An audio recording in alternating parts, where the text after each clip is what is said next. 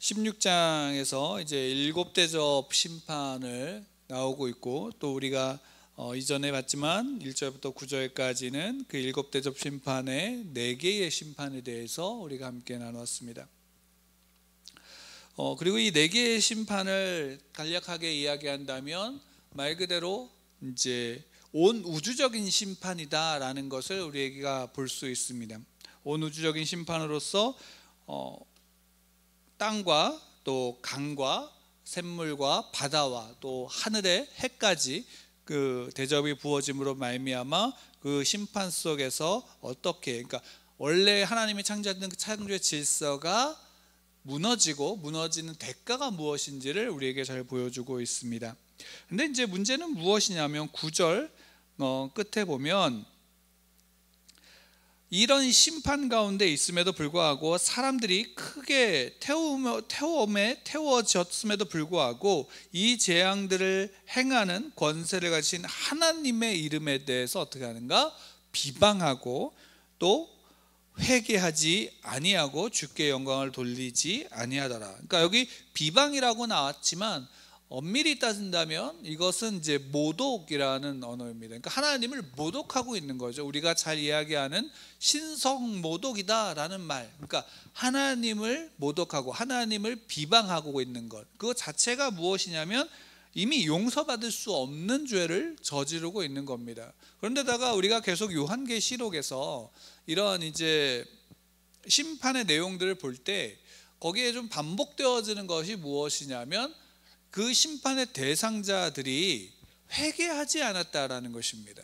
그러니까 이 심판은 말 그대로 더군다나 이 마지막에 나오는 이 대접 심판 같은 경우에는 더욱더 이 심판의 완성을 보여주는 겁니다. 그렇기 때문에 이미 심판받은 자들은 하나님께서 그들을 향한 은혜로 말미암아 그들을 구원하기 위해서, 회개하기 위해서 이 심판을 행하시는 것이 아니다라는 사실입니다. 그러니까 이 심판의 목적은 회개가 아닙니다. 그러니까 이들은 회개할 수도, 이미 자신들의 그 죄에 갇혀서 회개할 수 없는 상황 가운데 처해지고, 또 그 가운데서 회개하지 않고 오히려 하나님을 향하여 모독하고 있는 것을 우리가 볼 수 있습니다. 그것을 우리가 잘 보여주는 것이 무엇이냐면 요나서입니다. 요나서에서 다메섹으로 하나님께서 보낼 때 그때 그 회개의 메시지, 심판의 메시지가 전해진 것. 근데 요나가 그들은 우리의 원수다라고 하면서 어떻게 하냐면 전하는 것을 기뻐하지 않았죠. 그래서 어떻게 하냐면 도망갔어요. 도망가다가 하나님께서 그럼에도 불구하고 그를 불러서 풍랑 가운데 불러서 이제 위험을 당하게 할 때에 요나가 그것이 무슨 뜻인지 알고 자신을 제물로 바치다라고 얘기하면서 바다의 제물로 던져졌을 때 하나님은 그를 큰 물고기 안에서 이제 지내게 하셨죠. 그리고 다시 이제 그곳에 가게 하셨어요.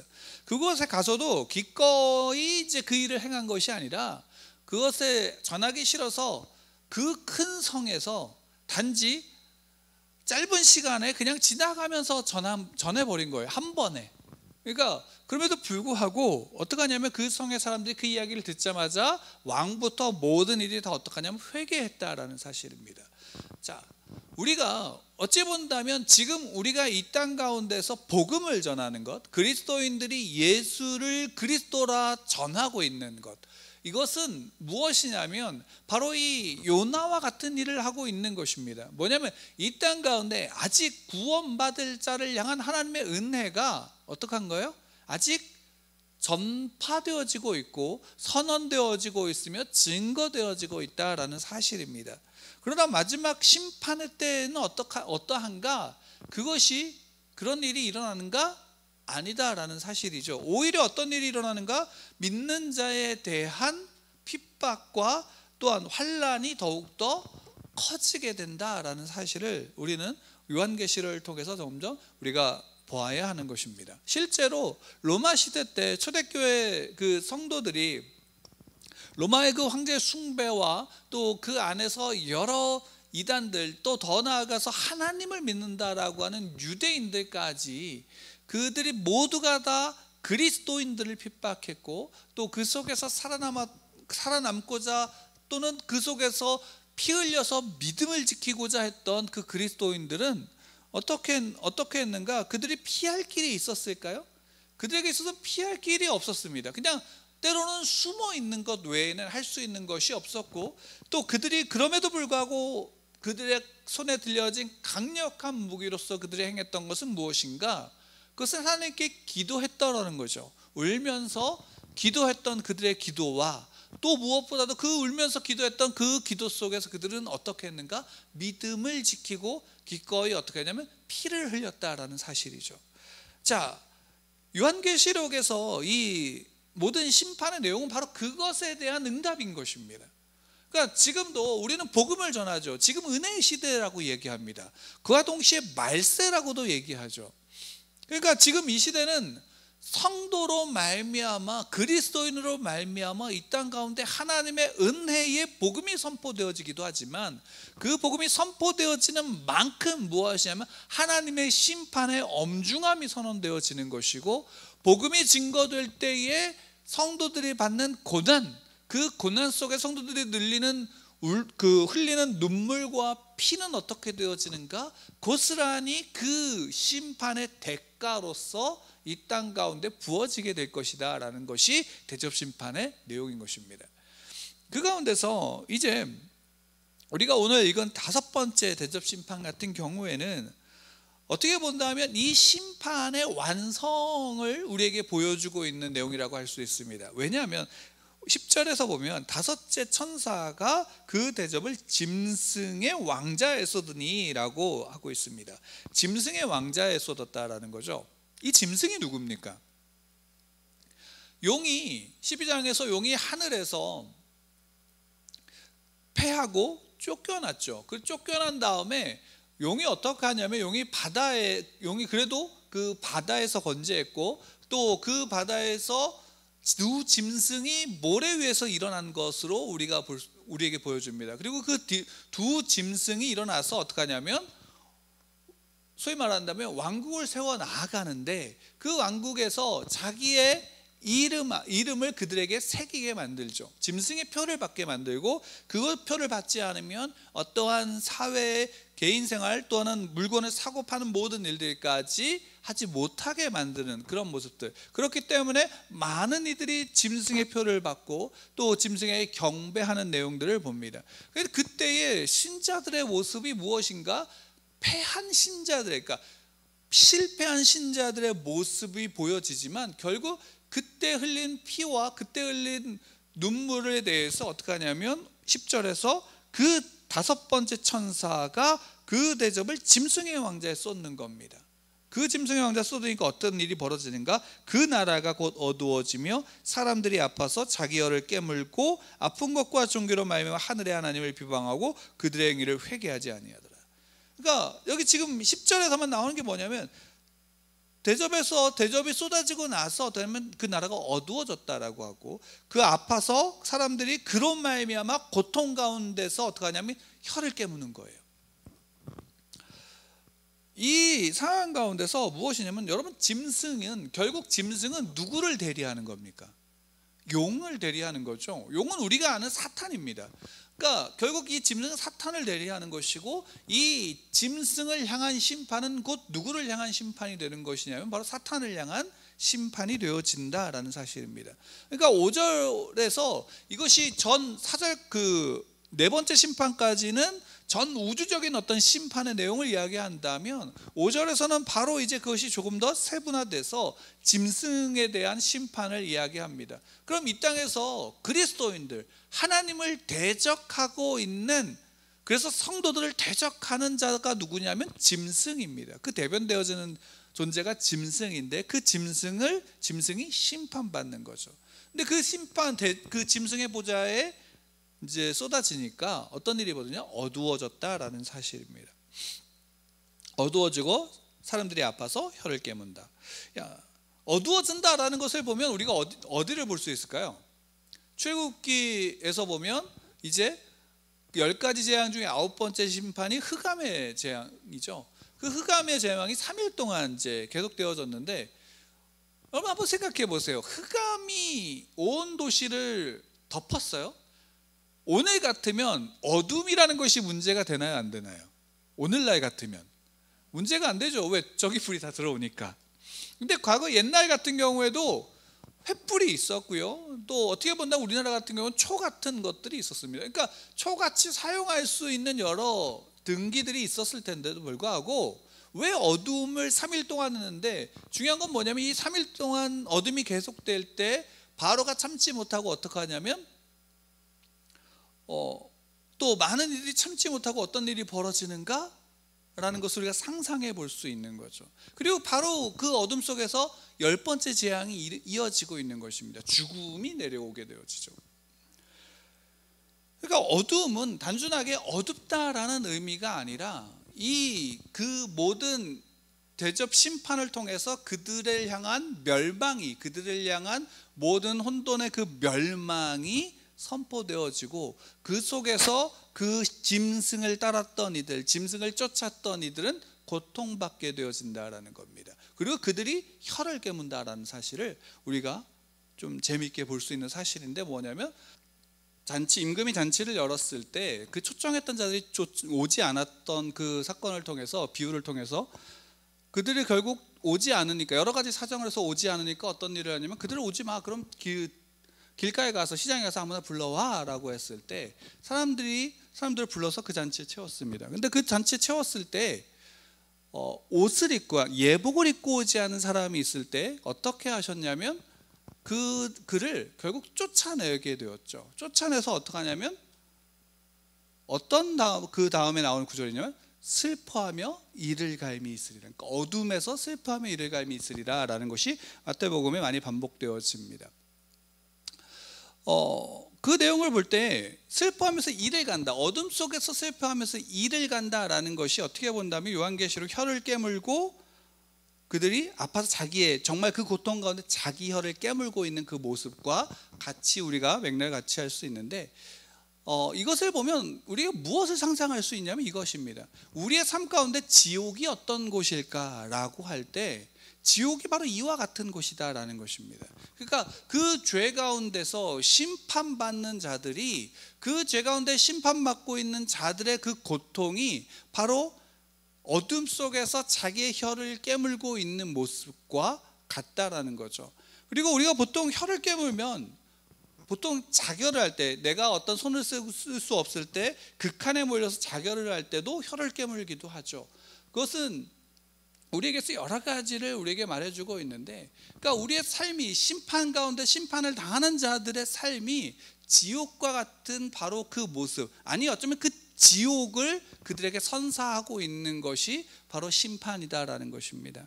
그러니까 우리가 이런 짐승을 쫓아가고 짐승을 따라가는 이들, 그래서 짐승의 표를 받고 그 짐승에게 절하는 자들, 경배하는 자들의 말로가 어떠한가, 우리가 이 부분을 분명히 생각해 봐야 되는 것이고, 또 하나는 무엇이냐면, 그러면 짐승을 쫓고 있는 그들의 현재는 어떤가? 잘 살죠. 잘 삽니다. 그리고 그들은 능력 있게 보입니다. 그리고 그런 모든 것들을 누리게 보입니다. 그런데 여기서 중요한 것은 이것입니다. 그 짐승을 쫓아서 잘 살고 있는, 짐승의 표를 받아서 사탄의 뜻을 따르고 사탄이 가지고 있는 세상의 가치를 따르고 세상의 방법을 따라가고 있는 이들은 잘 사는 것처럼 보이고 능력 있는 것처럼 보이지만, 결국 그들의 삶에 그 순간 현재의 모든 누리고 있는 그 모든 것조차도 그것으로 만족할 수 있을까요?